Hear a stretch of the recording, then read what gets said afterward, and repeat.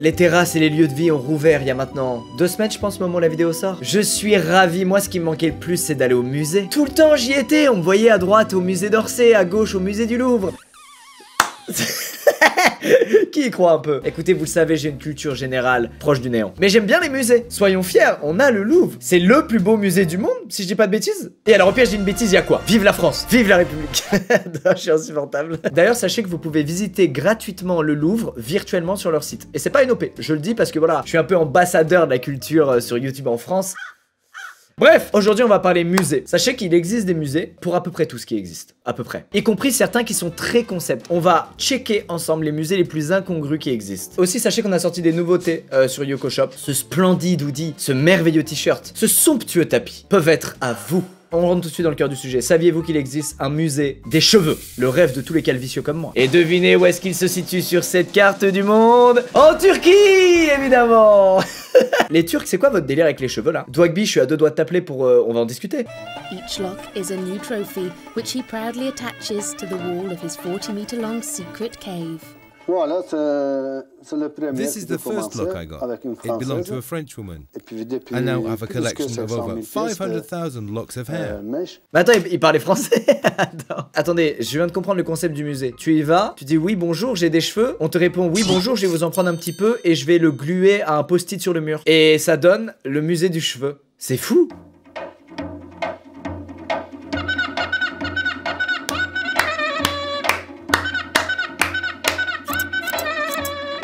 Tous les pays presque. Almost every country is Tous les represented pays, il y here. a de mèches de femmes. Eh, lui, il est génial. J'ai envie qu'il me raconte des histoires, lui, avant de me tuer. J'adore les musiques, sachez-le. D'ailleurs, ça me fait penser, il y a un groupe turc là qui a percé avec un son qui est excellent qui s'appelle Supergesi Yonkondan. Pire accent, les Turcs se désabonnent. C'est pas grave. J'arrive. Oh oui.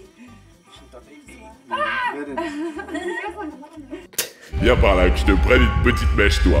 Juste au-dessus de la nuque. Viens par ici, que je te la coupe. Il est passionné. Regardez la passion sur ce visage. C'est incroyable. Bon, le bilan, c'est quoi? C'est qu'il faut que j'aille absolument dans ce musée rapidement avant que les incidents tant redoutés surviennent sur mon crâne. Ah bah Dwagby, la Turquie qui m'appelle. Oh, le musée de la ventriloquie. Ça alors? Comment ça rend? C'est dur. Mec, c'est hanté, mais appelez les Warren. Appelez les Warren, tournez un Conjuring là-bas, faites un truc. Oh, imagine, un pote il te fait une blague, le soir t'y vas et il est assis parmi les marionnettes. Il bouge pas comme les marionnettes, il est assis parmi les marionnettes comme ça. Oh, je fais un arrêt cardiaque. Voilà, exactement comme ça. Excusez-moi, je dû vous faire peur en criant. Je suis un putain de screamer ambulant. Exactement comme ça. Il y a toutes les marionnettes et il y a un mec au milieu comme ça. Ah putain. Oh, il peut bouger son nez. Mais attendez, je suis à 2 doigts de devenir fan de ventriloque là. C'est... Mechanically, he's just incredibly complex. Mais grave, c'est des vraies œuvres d'art en fait. Oh, il peut se décoller les oreilles, comme certains humains. J'ai jamais su le faire. Est-ce que ça nous fait tous un peu frissonner, bader, le délire poupée Ce qui est bizarre, c'est que c'est même pas lié au film d'horreur. Moi, j'ai jamais vu de Chucky et tout, et je suis pas spécialement sensible aux poupées diaboliques, méchantes. Je m'en fous un peu, même Annabelle, ça m'a pas plus remué que ça. C'est vraiment l'objet en lui-même terrifie, et j'arrive pas à savoir pourquoi. À la fête foraine là, quand t'as mis les 85 € là au ballon, tu gagnes lui. Toute ta vie, il est là, sur une chaise, en face de ton lit. C'est tout, y a pas de chute. En vrai, c'est vraiment des bêtes d'objets, c'est de l'art, hein. Toutes ces pupettes là, c'est vraiment de l'art, les gars, sans blaguer. Hein. Ah, excusez-moi, il y a une deuxième vidéo et dedans il y a cette photo. C'est un film d'horreur. Toi, t'es très classe, cool, vas-y, je joue dans des pubs de parfum, mais lâche cette marionnette. Bon, messieurs, dames, bienvenue au musée des parasites. À Tokyo. Ouais! Les sushis, les salles arcades, les Shiba. C'est très méprisant quand je résume un pays en 4 mots. Parasite étant la chose la plus répugnante qui existe sur cette planète. C'est vraiment un petit organisme qui vient dans ton organisme et qui se nourrit de ton organisme pour grandir. C'est horrible. C'est peut-être pas ça la définition, attendez. Parce que là, je vais me prendre le lobby du YouTube scientifique sur le dos. Faut que je fasse très attention. Définition parasite. Que tout le monde garde son calme. Attendez la police. Être qui vit aux dépens d'un autre sans le détruire. Ah! La police s'en va. J'ai eu bon. Oh là là là là. Oh mais quelle horreur. Mais le nombre de maladies qu'il y a dans cet endroit, imagine. Voilà où est né le Covid. Il y a un touriste, il a fait tomber une fiole, frérot. Terminé. C'est vraiment dégueulasse. J'arrive pas à croire que c'est des vrais parasites. Et que c'est pas genre des représentations.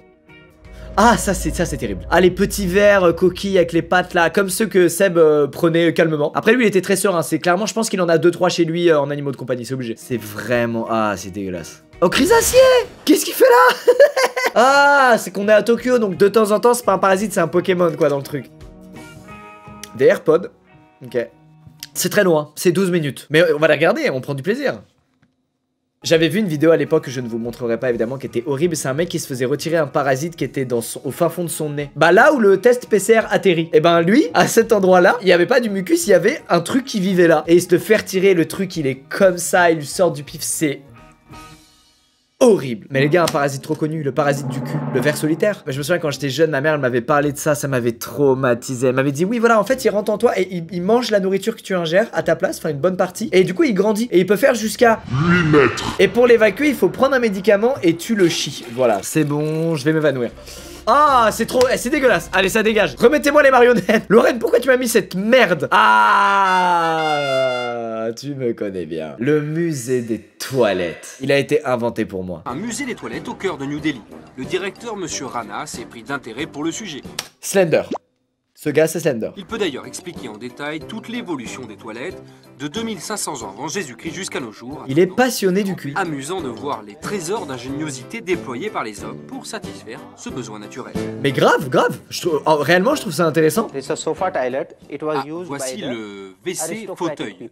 Alors les gens venaient, soulevaient le coussin, ouvraient et s'asseyaient comme ça. Bon, on n'est pas sur un truc de ouf, quoi. Excusez-moi, mais on n'est pas sur un truc ingénieux de fou, là. T'as juste troué une chaise, t'as mis un seau en dessous. Bon. Les enfants, bienvenue au musée du cul. Regardez un peu toutes ces belles toilettes. Ah, et du coup, ils vendent plein de toilettes différentes pour toutes les bourses. Ok. Ah, toilettes turques. Ma hantise. J'ai été traumatisé.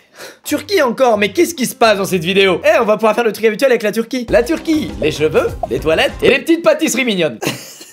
Je suis très contente d'être venue ici. On prend conscience ici que faire ses besoins dehors est nuisible pour l'environnement.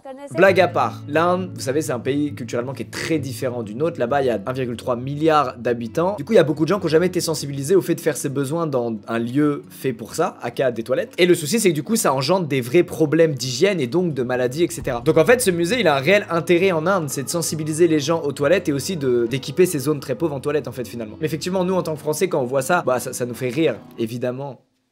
Musée du cul. Le musée des spermophiles. C'est un genre de petit écureuil. Calmez-vous. Oh non. C'est les musées où c'est des trucs empaillés. Oh là là. 1, 2, 3 service stations. Blacksmith.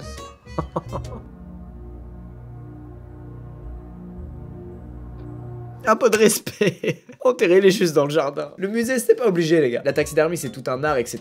Pas de problème. Ça me glace le sang. Voilà, c'est bon. Je vais être très honnête, je suis pas bien. Dès que je vois un truc empaillé, même les têtes là, les têtes sur les murs, c'est horrible. J'ai jamais compris. Le prochain musée se trouve aux États-Unis. Les motos, la musculature. Faut que j'arrête ces résumés. Il s'agit du concurrent direct du musée des cheveux de nos amis les Turcs. Eh oui, le frérot là, il a du souci à se faire. Parce qu'au musée des cheveux de Leila, ce n'est pas des cheveux qui pendent au mur, ce sont des œuvres d'art constituées de cheveux.